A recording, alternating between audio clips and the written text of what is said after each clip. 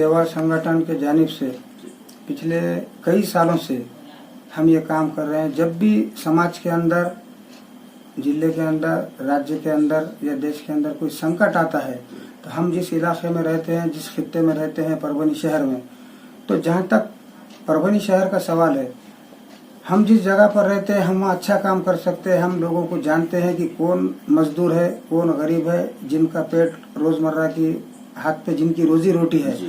क्योंकि लोकशाही सेवा संगठन चलाने के अलावा, अपना सियासी काम करने के अलावा, मैं व्यवसाय से एक बेसिकली सिविल कॉन्ट्रैक्टर हूँ। तो मेरे संपर्क में बहुत सारे लेबर, मिस्त्री, इनके घरों की परिस्थिति मेरे को अच्छे से मालूम रहती है कि इनको हफ्ता भर अगर पेमेंट नहीं मिला तो इनके घरों में चूल्हा नहीं जलता। और आज तकरीबन 1 महीने का अरसा बीत गया, लॉकडाउन की वजह से ये लोग बेरोजगार हो गए।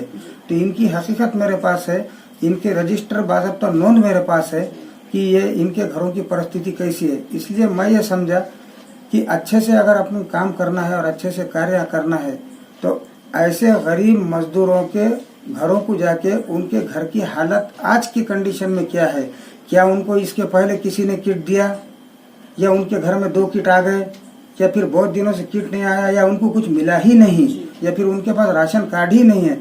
ऐसे लोगों को ढूंढ के हम उनको पूछ रहे कि आपको कोई अगर किट दिया होगा तो हमसे मतलब हमें किसी और जरूरतमंद को देने दो। लेकिन जिनके पास कुछ ही नहीं पहुंचा उनको हम बजाते खुद जाकर देखकर, जिसके पास पूरा किट नहीं है उसको किट दे रहे, जिसके पास किट है मगर चावल नहीं है उसको चावल दे रहे, जिसके पास चावल है आटा नहीं है तो उसको सिर्फ आटा ही दिया जा रहा। इस तरीके से हम थोड़ा बारीकी से काम कर रहे। हमारा मतलब बारीकी से काम करने का है कि कलेक्टर ऑफिस और जिला प्रशासन के द्वारा जो एनजीओ का ग्रुप चलाया जा रहा, उस एनजीओ के ग्रुप में जिले के प्रशासकीय अधिकारी और पूरे एनजीओ के ग्रुप उसके अंदर लोग हैं। अगर किसी एनजीओ के ग्रुप में से ऐसा सूचना आती है कि फलाने जगह इतने लोग बैठे हुए हैं और उनको खाना नहीं है, उनको खिचड़ी नहीं है, अभी आज ही दोपहर में कलेक्टर ऑफिस के एनजीओ ग्रुप से एक ऐसा मुझे नीरोप पढ़ने को मिला कि जमजम कॉलोनी में 15 लोग ऐसे बैठे हुए हैं जो लॉकडाउन के चलते घरों से बाहर नहीं निकल सकते। अगर उनको पहुंचाना है तो घर तक ही जाना पड़ेगा। मैं खुद 2 व्हीलर लेके निकला, उसमें पूरा 2 टू व्हीलर पे पूरा सामान डाल के निकला और उनकी लिस्ट के हिसाब से उनके घर में घर की हालत देखकर ही उनको दिया। ऐसा अंधाधुन हम किसी को भी, हम आहिस्ता से काम कर रहे, लेकिन अंधाधुन किसी को भी भीड़ लगा के हम वाटअप नहीं कर रहे। हम बजाते खुद घर पे जा रहे, उनकी परिस्थिति देख रहे, उनका नाम ले रहे, उनका लिस्ट बना रहे और उसके हिसाब से ही उनको दे रहे। पहले हमारे लोग, मेरे कुछ कार्यकर्ता, मेरे दोस्त, मेरे सहकारी सर्वे कर रहे जाके कि ये मुस्तहक है, इसको देना चाहिए, उसका नाम ले रहे, उतने ही लोगों की लिस्ट बना रही है। 10 लोग ये एरिया में है और उतने ही पैकेट ले जाके उन तक पहुंचा रही। इस तरीके से बेसिक काम करने का हमारा एक तरीका है कि तो हम पढ़े लिखे लोग हैं, हमको भीड़ लगा के फोटो निकाल के ज्यादा हम कितने बड़े सामाजिक कार्य कर रहे हैं इतना बताने की अल्लाह के करम से मुझे अभी तक तो कोई जरूरत महसूस नहीं हुई। ये जो कोरोना का जो 1 महीने से लॉकडाउन है, महाराष्ट्र के, मैं तो महाराष्ट्र की बात करूंगा, महाराष्ट्र के अनेक जिले बहुत ज्यादा परेशान है। लेकिन बहुत दिनों के बाद परभनी जिले को एक ऐसा तजुर्बेकार कलेक्टर मुड़ीकर साहब के द्वारा यहाँ पर मिला। इतना तजुर्बेकार और इतना मेहनती कलेक्टर शायद मैं पहली बार देख रहा हूँ।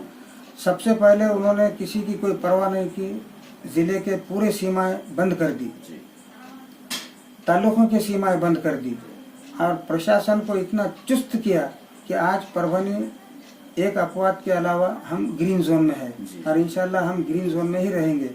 उसी तरह कलेक्टर साहब के साथ कांधे को कांधा लगा के जिले का पूरा प्रशासन, तहसीलदार कड़ाकर साहब परभनी के और जिले के पुलिस प्रमुख कृष्णकांत उपाध्याय साहब ने जो पुलिस का चुस्त बंदोबस्त यहाँ पे रखा कि किसी को भी रोड पे फिरने की आज़ादी नहीं दे रही। और मैं ये बात मानता हूँ, पुलिस अगर सख्ती जितनी ज़्यादा करेंगी उतना हम ग्रीन जोन में रहेंगे।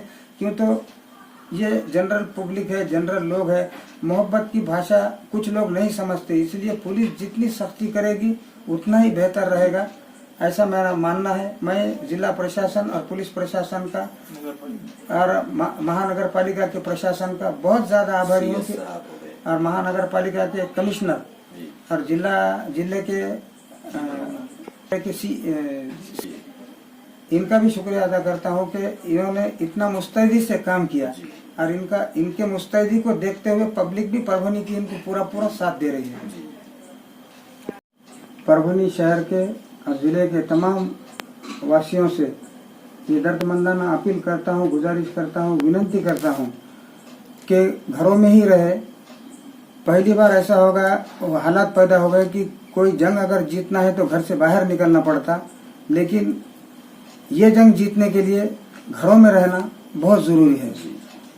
प्रशासन का निर्देशों का पालन करें, पुलिस प्रशासन का सम्मान करें, पुलिस प्रशासन से कोई हुज्जत घालने की कोशिश ना करें, क्यों तो पुलिस प्रशासन वो भी अपने ही भाई है, उनके भी घर पे उनके बाल बच्चे हैं। वो तमाम चीजें छोड़ के पुलिस प्रशासन और आरोग्य प्रशासन के लोग इतना काम कर रहे हैं, आप उनका सम्मान कीजिए, उनके साथ हुज्जत मत घालिए, उनका उलट स्वागत कीजिए आप।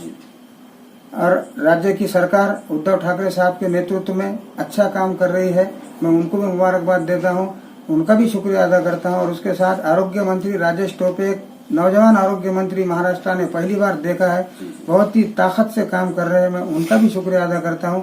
और फिर ये लोगों से अपील करता हूं कि आप घरों में रहिए, और चूंकि 5 दिन के बाद रमजान का महीना चालू होने वाला है, बरकतों का महीना है, दुआओं का महीना है, मेरी सबसे गुजारिश है कि इस बीमारी को भगाने के लिए आप दुआएं कीजिए, घर में रहिए, इबादत कीजिए, और इसी के जोर पर हम कोरोना को भगाएंगे। खुदा हाफिज।